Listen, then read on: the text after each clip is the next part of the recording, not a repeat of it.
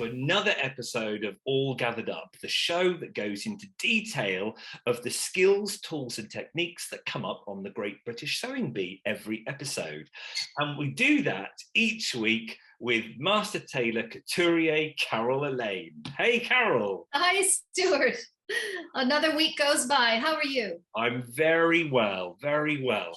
All the better for seeing some stunning patchwork on the show this week. Well, I bet this was you were enthused by this because this is really kind of your thing at the Wool Patch, isn't it? And absolutely. So I was thinking of this discussion today, and I thought to myself, we should probably switch roles here. Seriously though, I think you're going to be a lot more clued up on the first pattern challenge, certainly. Yeah. With how do you do this? Wow. How do you start making a quilted jacket? And they all had a fishbowl full of squares. Yeah. Were they allowed? You got to take me through this. Okay. Well. How do you? It's hard, and more importantly, in 4 hours and 15 minutes. No, it's certainly impossible. Do you think they practiced? Do you think they had a heads up on this? No. No. I think they just worked really hard because not only did they had to make the fabric. They didn't have it already given, so they had to make the fabric. They then had to cut the pattern pieces out. Like dear Steve said at one point, I'm now at what's this, stage 0? Yes, exactly. Of cutting the pattern pieces out. Then they had to quilt it, but then they were asked to bind it. Well, I know when I bind a quilt, that can take an hour, 2 hours alone in prepping the fabric, sewing it down, turning it over, deciding which finish to use for your binding, and to get those mitered corners. It was a phenomenal challenge, an exciting one, but a little too exciting, Stuart. It's kind of too much, really. So, what do? You have to make something that's visually appealing, right? And this is a competition. They have choice of pastels. They have a choice of some more vivid colors, or you can mix and match. So where do you begin? What do you do? How do you start to lay out a color palette? If you're talking about a competition, I think you don't actually think about a layout, because thinking about a layout will eat into your time. So I would choose colour that are in harmony of each other. So what do you call it? Like I forget the word. There's a certain word for it. Like different tones. So you've got your darks, your mediums, and your lights. So dark blue, medium blue, light blue. And I would then just throw all the squares down, because they had to do it in a grid. They had to do 4 grids of 4 by 6 squares, didn't they? Yes. And when they said 96 squares, I thought, well, how does this work out? Because I was thinking fronts, backs, and sleeves. Yeah. I couldn't, and then I saw them arranging a 4 by 6 grid. Yeah. So that's 24. And so I guess. 4 squares across, 6 down. And then out of one of those, they all cut 1 sleeve. Yeah. Then another 4 by 6, cut another sleeve, another 4 by 6, a left front, and another 4 by 6, a right front. The back was just solid, pieced with fabric later. Right, understood. Okay, so when you see this garment front on, you want to see something really, interesting. I thought one of the garments looked like, I forgot who the contestant was. It chose old pastels, and it didn't quite work, did it? It was a couple of them had pastels, but Manny had really pale pinks, soft, subtle pinks. I think when I do patchwork, you sometimes get 2 different types of fabrics from the fabric collections. You get these very classic pastels, mints, soft strawberry colours, you know, and really pale blues. And then you'll get certain fabric companies that will go very contemporary, bold. Tulip Pink. Have you ever heard of Tulip Pink in Yes. America? Oh, yes, yes. Big American designer, young lady who is big, bold, bright. Mm-hmm. It's a bit like Kay Fassett. Yes, yes, understood. It's along that world. And I think you normally decide on a direction. So are you going to go pastels or are you going to go bright and bold? And then how you lay them out.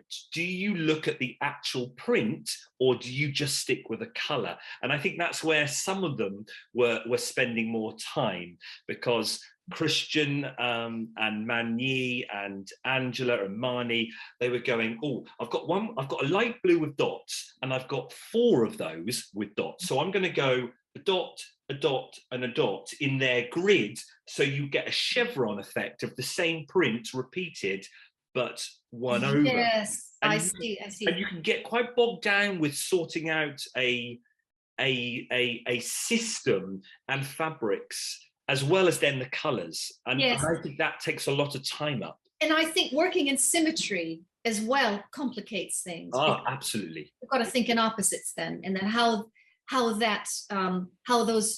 patterns are going to travel, you know, from center out. And okay. and you're giving yourself more work to do there when you're cutting out and you're making your jacket. Technically, patchwork, the whole point of patchwork is it's supposed to be, classically, it's supposed to be random stuff that you've used. So I quite like how Brogan went for it. She just chose the colours she liked and maybe a few prints that she liked, and she just dotted them down. She just went boom, boom, boom, boom, boom. And she might have just gone, oh, there's 2 light blues next to each other. Let's move that light blue for a dark blue. But it seemed to me she didn't look too closely at, oh, there's a strawberry there. Let's put a strawberry in there and let's put a strawberry down there. It didn't seem... Sure. But it was effective because she said, I like the strawberries. That's going to be my kind of my grab some attention print. And then I'll just arrange everything however it happens. But the strawberries took pride of place and they had to be distributed in a certain way so that there was some on the right and some on the left. That's exactly right. The other question I had is, when you quilt, are you using all the same type of fabric, all the same weave, all the same fiber? Always. Ideally, yeah. Okay. Yeah. Okay. So, as from my shop, we have 100% cotton. There's not poly cotton. You can have some poplin cottons. There's a big company in America called Art Gallery Fabrics who will have more of a poplin cotton, lighter weight. I'm going to look that up. Oh, they're a lovely company. And when you feel their poplin cottons, they're lovely. But you want to make your quilt out of a collection from that poplin cotton by Art Gallery Fabrics. You wouldn't want to get a nice print from Art Gallery Fabrics and then mix it with a print from, say, Moda or Michael Miller, because you've got 100% cotton both times, but a poplin cotton, as you know, because of the weave, is a lot lighter, isn't it? Yes, of course. All right, so you have to work with the same thickness of fabric. Yeah. And ideally the same fiber content as well. Yeah. Ideally, yeah. Okay, all right. So you got everything arranged. And the other thing I wondered is, how complicated is it then, number one, to get all the junctions even, all meeting in the same? And then when you got to quilt that, how do you keep everything secure? Because you got your quilted fabric, you got your batting, you got your lining. Yeah. How do you keep everything neat and with the same texture so that you don't get that ripple effect? You're not drawing one fabric over another. So how do you cope? Believe me, I've been there many times. Right. Well, due to the nature of this program and watching you do tutorials each week, it's my turn to do the tutorial. So I'm prepared a tutorial for the first part of your question, which was, how do you attach the squares to get those, that junctions, as you say, right? There is a really, really good method of doing it, and it's called chain piecing. And any patchworker will know what chain piecing is. It is basically sewing all your squares together, but never cutting the thread on your sewing machine. And I can't wait to see this. Well, let's take a look at me doing chain piecing.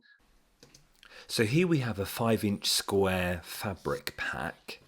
I will sort these out into an arrangement of 4 by 4. I have column 1s, and then I have column of all the 2s, I have column 3s, and then 4s. Now, here's the important part. I'm going to start with column 1 and put them on top of each other to the top, and then turn upside down. I'll start at the bottom again, put them on top of each other, and go to the top. That's now column 2. Do the same for 3, and do the same for 4. I'll then take these over to the sewing machine and start with column 1 and column 2. So I'll take off the top 2 pieces of fabric because I know they're at the top. Just make sure they're aligned properly, and now put them pretty sized together, right size together, line them up. And then using my leader fabric, just so it starts sewing, otherwise sometimes it can pull the corners down into the machine. So start off with the leader fabric and then 1/4 inch sew all the way down.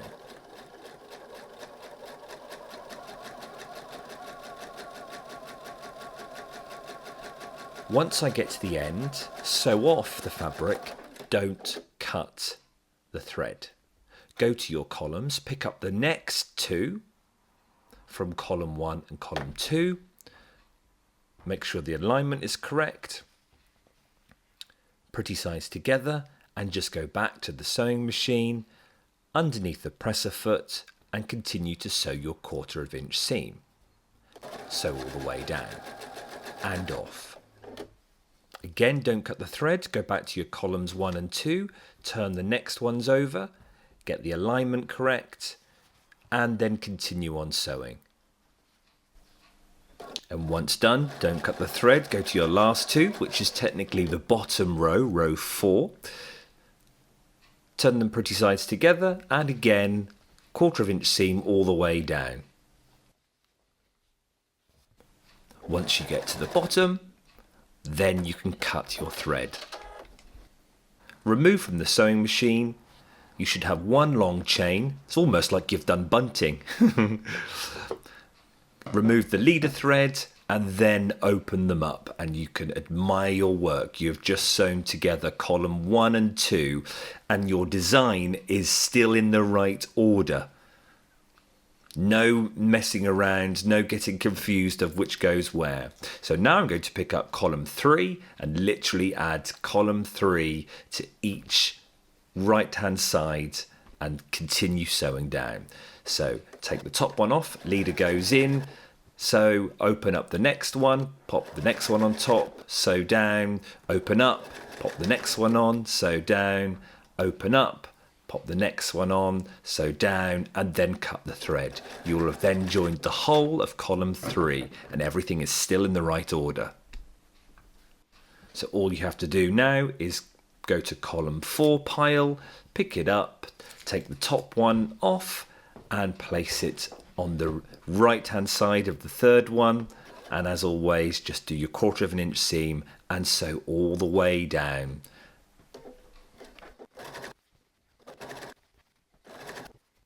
Cut your thread, and there we are. There's your finished patchwork panel, everything in columns. All we've got to do now is then sew the rows together. There you go. So can you see now how Angela got in a muddle? I can, certainly. And I was really befuddled by this because I thought, well, how do you get these floating sections, you know, your 4 by 6, and they're on the table, and how do you get those? You've got to choose them, get them through the machine. How on earth do you keep them in order? Yeah, yeah. I understand. And so it's the chain stitching. That's really cleared it up. And, okay. and the beauty of that, which leads us nicely on to the next question, which is then getting those junctions perfectly together. Because they're still joined together, you don't have to worry about the order because the order is there. Yes. All you then have to do is sew the rows together like that. So you've got your, there's your 4, Yes. And then there's your 4. So all you've got to do is sew that together. So Exactly. you go to the ironing board and you iron the seams of row 1 that way, and iron the seams of row 2 that way. Okay. And then when you join them together, it's like a butterfly. Yes. They like interlock. Yes. And that's how you get perfect junctions. And if you interlock, you don't need any pins. You can pin it if you want to, but because you know when you fold fabric over, yes, like that, yes, like a bump is formed and a ridge is formed on the That's seam. right. You've got a ridge. It's slightly raised, and I can think of a parallel, and that's when you're matching plaids with your worsted woolens. You can just lift the top layer over the bottom layer, and you can lap it, and you can just look ahead. Yeah. And you can place those opposing junctions. Yeah. Seams going that way, seams going that way. It almost just takes it in, and the two lap together. Absolutely. I thought you press seams flat. I didn't know that. No, never press seams flat in quilting, because if you think about it, I'll try and get something here. I've already quilted that. Oh no, there we go. So there's a seam there that I've ironed upwards. If I actually opened that up, if I opened that up, you've technically got a flat seam, but you've also technically got, don't know whether you can see it. I can indeed, it's very clear. You've almost got an opening where there's very little fabric other than a stitch, stitch, stitch, stitch, stitch. When you come to quilt, it's just unstable. So, I can see that, yes, that makes perfect sense. I never knew that, and now I can see. So you have your junction, and you got 3 layers one way, 3 layers another way. And also when you open a seam up, it is unstable because the threads can come undone. There you go. And if it would be such a bore to have to backstitch a 1/4 of an inch seam every time you join fabrics. Okay, that's fine. Yeah. Wow, that's so. Gotcha. And that's the beauty of patchwork. You never have to backstitch, because ultimately you're going to end up quilting, aren't you? Exactly. And then you have perfect points. So let's just go into another little tutorial of me putting those rows together and showing you. I filmed it on a posh camera, so I hopefully got a nice close-up where you can see the seams hopefully lock in place, and you never have to pin or even clip, because once you've put your sewing machine in and started, you just lock it in place and then sew up. So take a look at this tutorial, and hopefully by the end you'll be having perfect points. So we've had our columns, now we work in rows. Row 1, 2, 3 and 4. We're going to sew row 1 and 2 together first. So turn it upside down, get rows 1 and 2 facing each other, right sides, pretty sides together.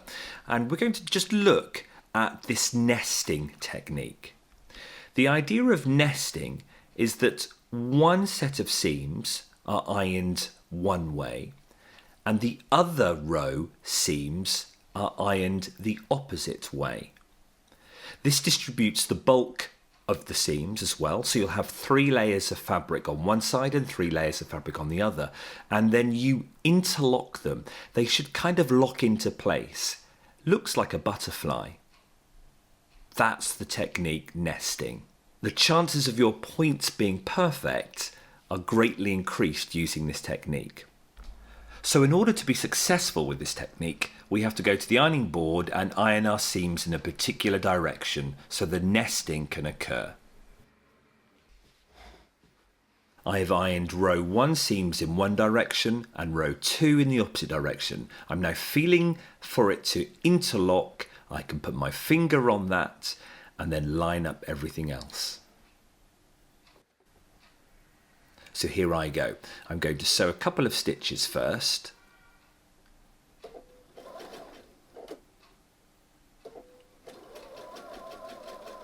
And stop. And now I'll just double check that that's interlocked into place. It's stopped with the needle down. It's interlocked, got my finger on it, and now I can just continue sewing. It won't go anywhere. Sew over the seam so it's locked in place. I often use a tailor's awl for this technique. When I remove my finger, I'll often use the awl just to keep it together so no movement can happen, especially when it gets near the feed dogs. So it's locked in with my finger, the awl takes over, at that last minute keeps it together. I'll sew over the seam, I'll now stop, needle down, I'll interlock the next set of seams, get them nested correctly, and once I'm happy with the position, finger down, carry on sewing. When it gets close, maybe remove my finger and use the awl, but if you're confident, you can just carry on. Sew over the seam, line up, sew off, and here we go. Let's do a live showing of how these seams have done. So the first one was done with my finger, the second one was done with an awl, and the third one was done with my finger. Let's see. There's seam 1 with my finger, locked into place, happy with that. Seam 2 with the tailor's awl. Seam 3, I let go with my finger. Ooh, little bit out. I can cope with that. It's the lines of the blue, you're not going to see that. So there we are. That's nesting, that's row 1 and 2. Now I'm going to just pop over rows 1 and 2 on top of row 3 and do exactly the same again. There's no need to remove those chain piecing bits of thread. In fact, they just make it easier to keep everything in place. So it's easier to actually nest because the fabric can't move and flop around because they're still joined together. So there we go. I'm locking it into place. Once I'm happy with that, then go to the sewing machine, and you don't have to then worry about lining up the top because you're lining up from the seam, not from the top. So don't line up from the top. In it goes, locked in place. Sew over the seam, leave the needle down, then get to the next seam and nest that, and then sew. Good old tailor's awl there. Sew over the seam, leave the needle down, nest and interlock the next seam, and then sew. Notice when I get close, the awl comes into place and I slow down. Sew off. Here we go. Let's look at the next set. How good are these? Right. First one, perfect points. Very happy. Second one, perfect points again. Sounds like I'm bragging. Oh, look at that. 3 in a row. Very happy. So now the last lot. So rows 1, 2 and 3 turned over. Put them together on top of row 4. Same techniques. Let's have a look. Oh, I'm very pleased. So there, out of all those seams, it was just one. And that was what I did with my finger, wasn't it? Very happy. Perfect. Look at those points. That's the technique. Nesting, interlocking those seams, and you'll have perfect points. This is what it looks like on the back. Beautiful. Amazing. Okay. How perfect were they? I get it. I get it. That is, I mean, that's one of the mysteries that I've always carried with me about quilting, not understanding how you prepare each row so that they just sew themselves together. Absolutely. And every junction was just perfect. So what I find, solved, huh?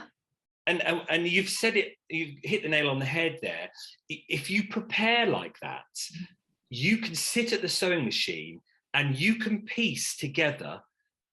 Well, I could do 4 by 6 probably in a matter of 20 minutes, less than that.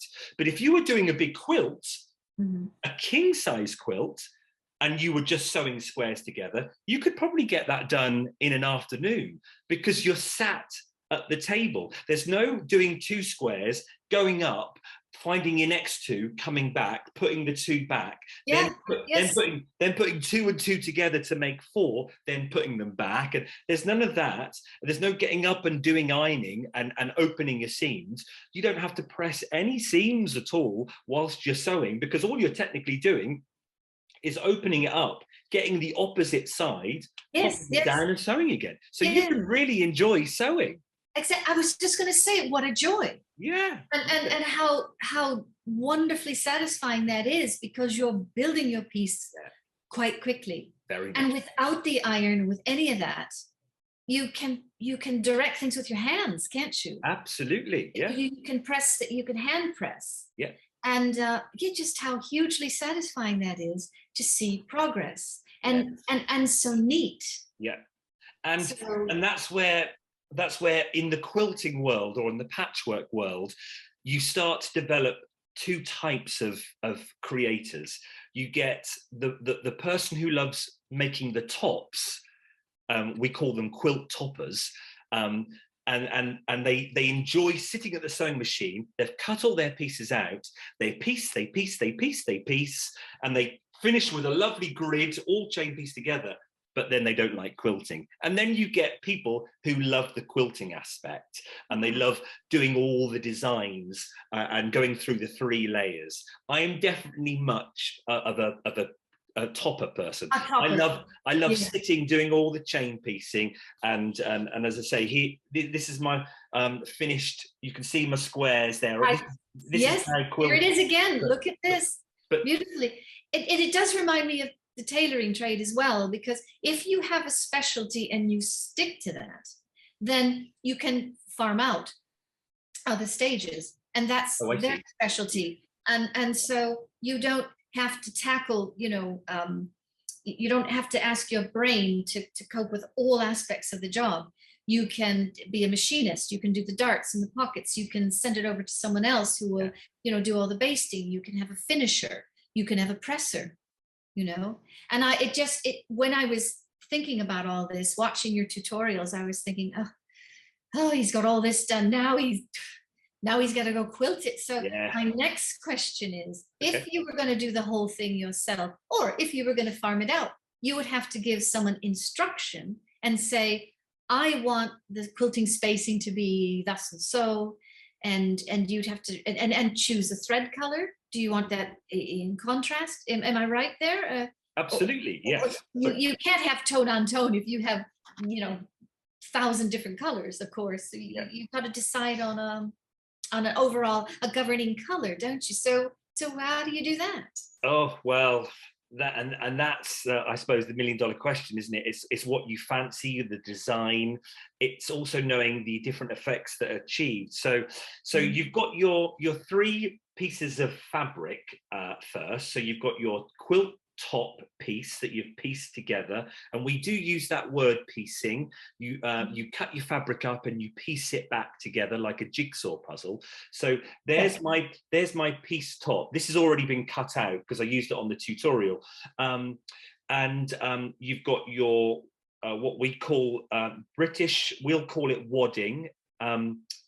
Americans call it batting. Yes, it's the same thing. And then you've got your back, your quilt back, or for the purpose of this challenge, it technically is the lining, isn't it? Yes, but it's the same fiber, right? Absolutely, yes, 100% cotton. Yeah. My wadding is cotton. You can get different types of wadding. You can get a poly wadding. You can get a poly cotton mix. You get bamboo wadding. Loads. If you were to choose a cotton wadding, Stuart, do you have to pre-shrink that, or do you have to? Already been done for you. Okay, as well as your fabrics. I don't pre-wash my fabrics. A lot of the modern fabric companies for quilts will say there's no need to. There is an audience of patchworkers who will swear by washing their fabrics first, but technically you don't have to. So there's my 3 fabrics together. Now, before you cut your piece out, ideally your wadding should be an inch bigger than your top, and your backing should be another inch bigger, because as you know, there will be some shifting going on as Right. you quilt. Yes, of There course. are many ways of joining these together. You can safety pin it. We didn't see any of this happening on the sewing bee. So I think they just skipped that, and they didn't hold it together at all. They are quite small panels, and wadding does act like a wool. It does grip the fabric. So Yes, I can see that. Yeah. they probably didn't do any type of pinning or safety pinning. But if you were doing a quilt, we were told to safety pin a fist apart. So I'd pin there, and then I'd pin down there, and then pin down there. That makes a lot of sense. Yeah. We would baste. We would just hop and skip around it. Yeah. Okay. And you can either baste, or modern patchwork companies, they have this wonderful spray, adhesive spray. So you would pull up the top like that. You get this lovely spray. I see. It's a light tack, and then you push it down. Oh my God, Carol, it's wonderful. I use that. Yes, exactly. And that doesn't get gummed up in the needle or anything like that. It doesn't. Specially made. There's a certain brand called, I think it's Olif or something like that. It's called 505 spray. And you can buy it in different adhesiveness. You can get permanent, you can get semi, all for different crafting skills. But we use 505. It's wonderful. How very clever, especially if you're working in a larger space. Exactly. And then you don't have to pin all over the place. Oh, that's what a great trick that is, huh? It's wonderful. It's wonderful stuff. It takes, some people will pin no matter what. Some people want to, and I can understand that, they want to create quickly. They don't want to spend a whole, if you're doing a king size quilt, they don't want to, that's a lot of pins, isn't it? Oh yeah, absolutely. So the spray is wonderful, and then you're ready to quilt. And as you say, then you've got to choose your fabric, your thread color. Yes. You have to decide on, do you want your quilting to do the singing and to be seen, or do you want your patchwork to do the singing and be seen? I see. That's the first thing. And so this is my patchwork. I just had a 5-inch, these are 5-inch squares that I got from the shop, and it's quite busy. Look at this bigger panel. This is what I used. Different tones and different sort of prints on there. I want the prints to do more of the talking. I see. So I chose a color thread that would go with most of these colors. So I chose like a lemony green, like a yellow. But I didn't want just a solid color, because I thought that was a bit boring. So in the patchwork world, we can buy variegated thread. And it goes through shades of yellowy green. So it's quite exciting. So you might see darker green bits here, then it might pop to ombre through to light green, and then you might get dark green. And that's quite fun, I think. It very much so. Yeah, sometimes we use that for top stitching, but it's lovely when you look at the spool, isn't it? Oh, isn't it just? And you see all the colors, all the selection that you're going to be seeing. Oh, so that's very clever. So you're knitting together in a way. There's a harmony to this. Absolutely. And don't forget, in quilting, I've just done straight lines. You might want to be really creative and do like taking the dog for a walk and do circles and things. And in that case, you might want your quilting to do more of the singing. So then be brave and choose a pop color. Yes. Okay. Like I could have chosen a really dark ginger orange, couldn't I? Sure. Just imagine then doing that all over. Yeah, that would change the whole overall effectiveness. Okay. And where does this, because you've talked in the past, you've talked about this contraption called a long arm thing, where you and that's another specialty, isn't it? You would send your quilt off to someone else, and they would do what? How? So simply as that, they would do the quilting, because as I said, I'm a piecer, so I like making the tops, but sandwiching it together to put 3 layers like this, and then imagine having a big king-size quilt, putting that through a domestic sewing machine that only has a little throat space is going to be very difficult. It's also going to be very difficult to do a fancy creative stitch, because you've got to grip the fabric, so you might need gloves to be able to push the fabric around, and then you're going to have an awful lot of fabric scrunched up under the throat of the sewing machine. Absolutely unmanageable, isn't it? How do you then see your flowers all, you know, if you're going to do a floral design? No, it makes it too hard. So when I do cot quilts, I'll do straight lines because I can manage that. But anything bigger, no, I'm going to send that off to a friend or who is a long armor, or just Google long armors in your area. And they have this huge machine on a big roller. They can lay it right out. So imagine this much, much bigger. They've got it laying out, and then they've got this big machine that they move. And just imagine this machine, that's the needle. And they can either do it manually and draw. Yes. Like a tattooist. Think of a tattooist. Yes, of course. A tattooist on the body, or in this case, the long armor on the quilt, and they're probably standing up like this and doing it like that. Or it's really fancy and it's computerized. You choose a layout. You go, oh, I'm going to do spaceships. And you program it top left-hand corner. You press go, and the computer just goes and repeats and repeats. Think of it like a motif. It repeats. So does it go right to left, or does it go right to left and then left to right and then is this where you have your, because you've got this big expanse and 3 layers, and then is this where you would bring it to them and it would have spray plus safety pins in it? No, you can't have safety pins in it because indeed no, because you've got these big rollers. I send it off to my long armor. I send it off raw fabric. There's my backing. There's my top, and I send the wadding off. Most long armors supply the wadding, so you would buy the wadding off the long armor, and they just layer it up because it's long and huge. They lay it out like that and roll it up. And there's a roller near you and a roller near me, and it's like a massive warp. Think of it like a warp, like you're weaving. Yes. So it's tight, it's pulled tight. And so then it's, yeah. So then do they start in the middle and work to one end and then go back to the middle and work to the other end? Because you've got 2 rollers. I'm trying to just work out how. I think it depends on the machine and the long armor, because if you think about it, really when you quilt, so when I did these little demonstrations, you really want to quilt from the middle outwards. So you on this example here, when you quilt here and then start doing your lines, the excess can be pushed out.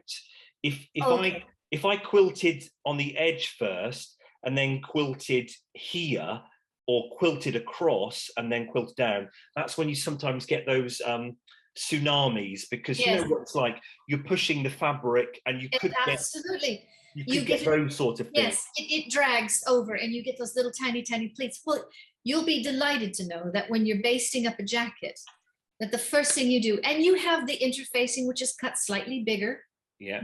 Okay? The architecture on below your wool, you're working on the top. The first thing you do is you sew a basting line across the waistline, and then you work from that middle point and you smooth the fabric out on the upper half and the lower half, so that you end up actually with the topper is bubbling over, or you're stretching it over the lower layers. Okay, so the lower layers actually have more bubble in them than the topper. So I can see why that's important, so that you're not doing, tripping over yourself when you do the quilting. And going back to the sewing bee, what made it easier for them is good on the production company. They gave each of the sewers on their sewing machine a walking foot. Yes, okay. And we've talked about the walking foot in actually last season's. Yes, I remember. Yes. Because if you just quilt on a normal machine, you are more likely to get one of those tsunamis on the front where the because the feed dogs will pull the bottom through, yeah, but the top will work slightly different and push, and it's unequal. So to make it more equal, we have a walking foot, which basically is feed dogs on the top too. Yes, so yes.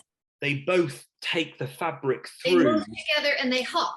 Yes, equally. They hop and secure. Yes. So, right. So hopefully then when you're quilting so you can see my quilting lines here. Yes, I can. Very clearly. By the time you get to the bottom, you're not going to have one of those tucks where the top is out of sync of the bottom, and then you end up getting one of those folds. That's horrible when that happens. Oh, it is. And then you have to backtrack and take things apart. Yeah. So would you use a walking foot all the time for your quilting? Always. It's just so much easier. Yeah. And then my other question, I wanted to know about, how do you adjust your tension for this? Obviously, the walking foot takes some of that problem away. Yes. But what about things like stitch length? Okay. And then the type of thread you're going to use. So the stitch length, normally with quilting, it's like they kept referring to on the sewing bee, they kept saying top stitching. In essence, it is top stitching, really, but we like to call it quilting.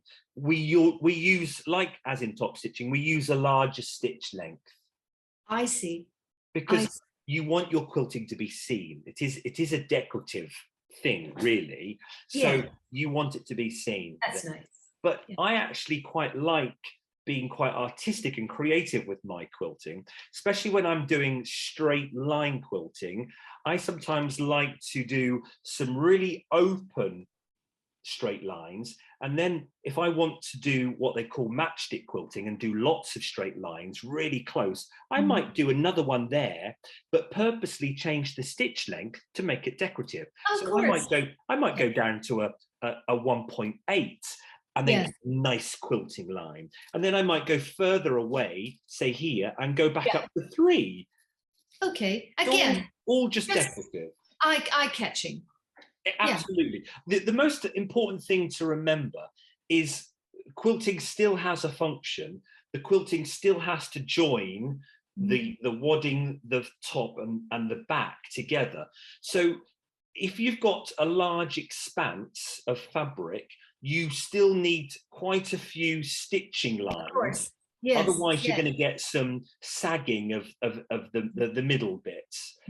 So you don't want to do one quilt line there and then one quilt line over here, because then you're going to get lots of puffy movement from there. I see. So you do want quite a few stitch lines on your quilt to control it. You don't want too much air. No, exactly. In between these layers. But do experiment with stitch length for sure.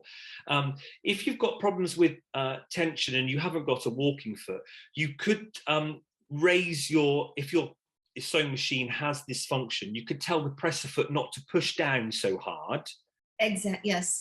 That would also help. But I would normally quilt with stitch length on a nice open one. Then you can see all the lovely threads. You can see the colours come through, and it's really nice. And then you'll see it on the back as well. Yes, exactly. Well, it's a beautiful job done, and it's this has been illuminating for me. And I tried a little bit. I tried to do a little bit of quilting, and I tried to miter, but based on the couture method. But certainly this is, I just think I'd like to try something like this. You'll really enjoy it. But just think how long that's taken me. We haven't even got onto the binding yet, have we? Oh, I know. Oh, the poor binding. I mean, folks really struggled, didn't they? I wanted to know what their pattern said. I really wanted to see the directions, because some of the contestants just thought, oh, I'm just gonna carry around this corner, whatever it looks like, it looks like. They didn't even attempt to miter. I think that was because of time. Yeah. I think they probably thought, what is a miter? And it probably gave them instructions on how to do it, but I think they would have gone, no, I've done normal binding, I'm just going to do normal binding. Sure. Most sewers will have done binding with bias binding, you know, shop bought bias binding that's already prepared. Yes. Where you can open it up. I think most will have done that, and will maybe even done that on curved corners too. I think they would have just resorted to doing that. Well, when I was watching the contestants get to the final stage of this jacket, I thought that's what I saw, that they'd had a prepared binding. They opened up one of the folds. Is that what I was seeing? Yes, they didn't do it. From what I saw, they were using prepared binding because as a patchworker, we make our own binding, but because we're only working on straight lines, we don't need bias binding. We just have strips. So I cut off the bolt. My favorite width binding is 2.5 inches wide. That's the go-to in the quilting world. Some people like smaller bindings, some people like bigger ones. So they cut 3 inches or even 4 inches. Okay, so Stuart, what is the seam edge? What is the finished width of your binding on one side? It will, so that's 2.5 inches. That's 1.25 inches. That's folded in half. Yeah. So that then is... That's 1.25 inches. Yeah. And then what seam allowance? Okay. So can you see that's now sewn down with at my a quarter of an inch, right? Fold over, and then you fold over to the back to the 1/4 inch line, and you hand sew just over that. And that's what I would do, but obviously I'm a quilter and I have a lot more time. So this is the back end, so I'm going to get that perfect corner by folding lapping that round by hand. And then by hand, yeah. So then on the front, it will look... Oh, there's your miter. Okay. But that's how I would do it as a quilter. And as I say, because we're only doing straight lines, I don't have to cut bias binding. I just cut strips off the bolts and then sew them in one long strip. Yes. So I have joined. I like doing those are fun. It's fun to make those joins, isn't it? It is. Yeah. I prefer that. It's nicer on the eye, a diagonal join rather than a straight one. Yeah. And then as I say, you don't need bias, so you just and we've got a little tutorial for this coming up, and then we'll show you how to sew and then turn that corner so you get that mitered effect, because you can see it there. How you would have done it. But there are so many ways, and they were using shop prepared binding. That's it. That's what I thought. And I was trying to work out how they were doing it. I think they had, from what I can see, most of them were sewing it to the back, weren't they? So let's go like that. So doing it similar to your method, where you're sewing a 1/4 inch seam. Yeah. And then bringing it round. And then they brought it round to the front, like, where is it? And then decorative stitched from there. Yeah. Where's the other? Have I got another? Yeah. Have you got one you made earlier? Pulled it round to the front and then sewed it down. And I think this is similar to what you've got on your tutorial coming up, haven't you? You sewed it down on the front, but you've got to be very clever. I mean, I think my stitch length was probably a bit too wide there. And I struggled. Look how I struggled sewing that down, because you've got to get just over that little lip, haven't you? Pivot and... See, look, and I went too far, so I pivoted too late, didn't I? And so I then had to swerve back in. Sure. And then I went too far again. But this is the curve, because I tried to show you how to how they did that. Because they have to carry on to the neck edge. Yeah. Which is curved. And then you see, and then I went too far. So that's a really difficult way. But there are so many different ways of doing binding. I think it would have been better to have sewn it to the front, no, sewn it to the back. Bring it round to bring the it front. round. No, sewn it to the front. Bring it round to the back. Go back to the front, and then sew in the ditch. In the ditch, right? That would be very clean, wouldn't Do you it? think? So it's Very clean. And then you'd catch it in the back. Yeah, so it's like that. So I've sewn it to the front, turn it to the back, but rather than sewing on the back and worrying about where it's going to come on the front, I just sew in the ditch there. Sure, absolutely. And I think Deborah did that, and Deborah had the nicest finish. Hence She why did. why she came first. Because I thought, yeah. I couldn't see any of her sewing because I think it was in the ditch, superbly in the ditch. Whereas everyone else's kind of looked like mine, didn't it? Like that. Well, I saw a lot of, and I made a note that if you're going to sew on binding that way, where you bring it round to the front, you have to have tone-on-tone thread. Absolutely, yeah. Because if something is just the slightest bit out, your eye's going to be drawn to that immediately. So, okay. Well, all right, so you're going to show us how to miter. So another revelation coming up. Indeed, yes. I'll show you my way as a patchworker, how patchworkers are taught to do mitered, how to do a right angle and get round that corner. So take a look at this. For this demonstration, using two types of binding. One is fabric cut off a bolt. I only do straight lines. This is the binding I often do. Or we have commercial bias binding. You'll need this to go around corners and curves. The commercial binding is opened up and I'm sewing down 1/4 inch. Now, just before you get to the bottom, if you need help with seeing where the lines are, I mark the bottom of the quilt and then mark 1/4 inch above it. Mark 1/4 inch above it and a dot. Now your foot might have a mark, actually, and my foot does. You can see a little red mark on the right hand side just before the end of the toe. But I am sewing down to that 1/4 inch above the end.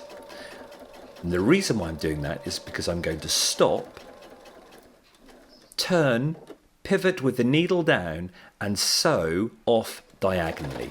So right off to that corner. This will help when I come to turn my fabric. So with that bias binding now, I'm going to turn it against that diagonal line so it's then level with the quilt. It's straight. So you're going up and away. So you can now see a straight line in front of me from left to right. There we go. And then that binding will just be flipped down to carry on sewing. You watch. I'm going to just twist it round so it's easier to do. So you're folding it up, away,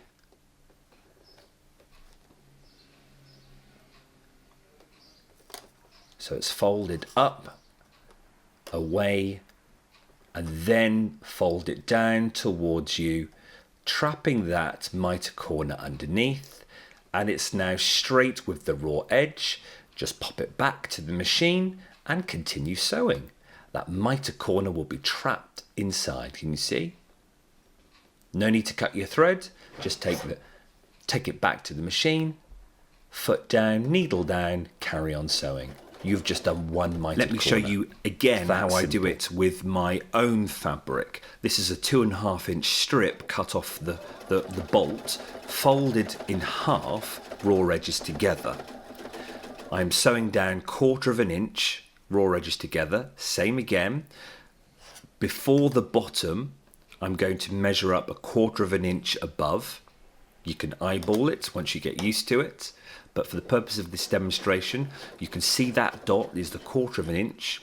I'm going to leave the needle down, turn, pivot, and sew diagonally off, straight into that corner. This then will help turn the fabric up and down again. You can just stop and finish on that dot, but I find the diagonal line just helps create that line there, as you see. And then once that's crisp and flat, turn it back down so you've got a perfect right angle, flat along the top and vertical on the right. Take it back to the machine, sew 1/4 of an inch down, and that mitered corner will be squeezed underneath and will magically pop out in a minute. And continue to sew down 1/4 of an inch. Maybe we'll have to do a demonstration on how to join binding, but I think that could be done for another video and another session maybe. Let's take a look and see how that looks. So when you take it out, look at that. Pop it over. This is where I, as a quilter, would turn it over and then hand sew that down. I would flatten it out and then turn it over. Look at that corner there. That little, sewing that little 45-degree line ensures when you turn it round that your miter is clean. Now, I think on your video, you kind of do something similar. You draw a little chalk 45-degree line on yours, don't you? Yes, because I'm sandwiching. Right. So your binding is folded in half. Yeah. You're sewing at 1/4. Yeah. And then you've got a lot left over. So you're not really sandwiching. You're turning it round and you've got some space. Yeah. You know, the binding is bigger than the seam allowance. Yeah, absolutely. Yeah. And some people don't like that, though. Some people don't like that space there. Yeah. Some people will purposely leave a bit of wadding here so it fills out and makes it puffier. Some people actually want it really dense, so they'll pull it right down so it's much smaller on the front and then a huge one on the back. Now that's horses for courses.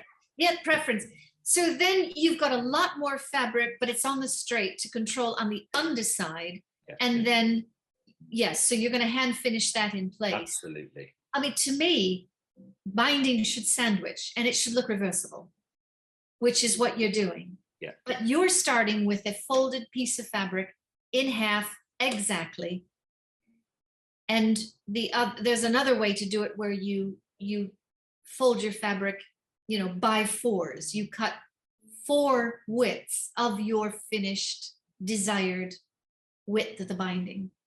Wow. Wow. So you've got it in half, you know. Who would have known there was this many ways? So that's yes, exactly. But that's a wonderful thing. And you've got a variety of finishes and you do whatever your eye says, because as you said, it's all about your visual, you know, your idea and how you're going to achieve that.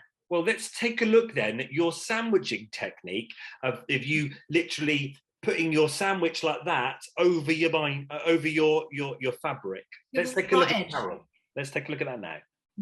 Binding is a strip of fabric which is prepared to encase a raw edge or a hem. And when you figure out where you're going to finish your hem, you trim away everything that you don't need, and then what I like to do is to prepare a part of the quilting which is close to the raw edge, so all these pieces of fabric are secured in it. You've got your lining, your batting, and your face fabric. You prepare your binding to 4 times the desired width of your finished binding. Now this works very well if you're using a denser fabric, but if this were chiffon, then we would prepare what you call a double piping. So you would prepare your strip and then you would fold that into 3rds. So you'd have 6 times the desired width. And it just sets up a more dense piping so that you don't see all the construction lines. Now in the Sewing Bee Challenge, we were working with right angles. So we had a right angle at the top of the closing front edge, and then we had another right angle at the bottom front edge for the hem. Now just a little trick I use sometimes is to prepare a guide and a little template which will stiffen the outer corner here. So I've got a piece of white fabric here and I've pressed some fusible around it. Okay, and what I would do is I would sandwich that into the layers or secure it to the bottom layer, the lining layer, I would stitch around close to the edge, and then I would trim away what would otherwise be visible. Now all that does is it gives you a really sturdy corner and a nice reinforcement, a bit of a head start to get that nice clean finish. So you start applying your binding here. Pin loosely and pin at a very low angle. If you pin too awkwardly, then what happens is you can cause these bubbles, these dips in the line, and that is going to really annoy the eye when it looks at the finished edge and it wants to see something clean. So put your pins in really lightly and at a nice steep angle. Now when you come to the corner, try to just visualize that you're going to be working with a 45-degree angle to finish. When you turn the corner of this 90-degree angle, your binding is going to miter into a 45-degree angle. Okay, so if you just think ahead on that, then when you're preparing this and you've pinned to here near the corner and you take your binding around that corner, you can see that you're going to have to manipulate this binding into that 90-degree angle. Okay, and with a little bit of practice and a little bit of preparation, this will just fall into place. You'll get the hang of it. If you rush it, you won't have a square corner. But if you just take your time, everything's going to work out fine. You can give this a little bit of a press before you start. You can take a little bit of a fusible, tiny piece of fusible, and fuse it on the inside to secure it before you stitch. And then it's just a simple matter, putting it in the machine. Choose a longer stitch. Let's see, I'll just do a section here which takes us up to the corner. So start to sew near the edge. I'm using a 3.5 length stitch on my industrial machine here. Just take it easy, guide your work in. You know what it's like working with bias trim. It can bubble, it can create little waves. But I'm not even going to pin this. I'm going to show you how easy it is. You can feel when the trim butts up against that edge. So just keep sewing along and use your hands to guide all the fabric in place. Now we're coming up to the corner, so you need to just gauge where that's going to land. Turn your work around, and here we are, and then you can just guide that back into place. What I'm going to do here is I'm going to adjust that so it just hops over just a little bit, and then I'm going to continue on. So there's the hard part is done now. And you see how neat and tidy that looks. Might benefit from a little bit of a reinforcement underneath, but that's up to you. And there's your finished binding caught on the front face and underneath. Well, there we are. See, look, sandwiching that in. Yours looks so much more neater than mine. But you can see how you go at a very slower pace. Absolutely. And it's all about the pinning, and it's all about setting up, and it's all about thinking ahead. Yeah. So there, because it's a riskier technique, you've just got to stay with it with a focus, a different kind of a focus. But yeah. I'm going to definitely try your method, because I think that is quite straightforward, and I just quite like to get that sewn in that 45-degree line. I think it's lovely, and then seeing that pop. But I think this comes back to the couture element, which is what we're all about, really, isn't it? It's that appreciation of the skills. Sitting down with a quilt on your lap in the evening and binding with some music on in the background, or your favorite TV program, is actually really, really enjoyable. And I know some people don't have that time, so they will machine bind, just like what we've just been talking about. Yes, They'll find an appropriate way. There are so many different methods. You can now get lovely invisible threads, can't you? So yes. You can do machine binding where you sew it to the back, turn it round to the front, and some people do a zigzag machine bind, and then where is it? This way. Yeah. So imagine I've sewn it to the back, I'm now folding it round to the front. But what I'll do is I'll put invisible thread on the top, a nice color, tone color for the back, and they'll zigzag. Ah, yes, of course. Right. And they'll take a bite of the main fabric, Yep. and a bite of the binding, a bite of, and zigzag it all the way down. I understand. Yes, yes, yes. Sometimes, yes, sometimes that's the best way to put on a patch pocket. Actually, with a zigzag, as you say, you catch a bit of the main fabric, and you can choose a longer, narrower stitch. Yeah.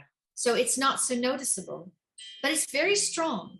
But if you like hand sewing, then obviously the binding method, sewing it to the front and then machining it to the front and hand sewing it down to the back, will be a much nicer, neater couture finish, won't it? And more satisfying. And if you're into meditation, there you are. There's your answer. Well, that's been in depth, hasn't it? I've learned so much. Yes, it's made me. I've learned a lot, Stuart. Thank you. And I would like to tackle a project like that now. Why not? So that's chain piecing, nesting the seams, and then numerous ways of binding. And that's the whole point of All Gathered Up. We said it right from the beginning. We take a skill that comes out of the episode and we talk about it together. And for the first time, I learned something. Hurrah! Right, we'll do a quick, because I know we've been on nearly an hour, so we'll do a quick whiz through. Deborah came first on that pattern challenge for the quilted patchwork jacket, precisely because I think of that. She had all those squares and her binding was done and it was invisible and it was wonderful. Poor old Steve, he was a case of the time limit, wasn't he? It was a tough challenge for that time, so he didn't finish, did he? No, he didn't finish. And the things that he's having to tackle, he's never done before. Never sewn women's wear, never put.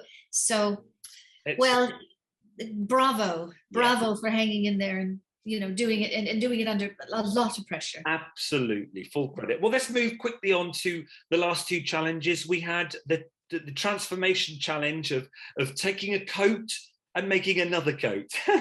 So taking bits from it. So it really was quite pinpointed. You're like, are you going to move a sleeve? Are you going to move a collar?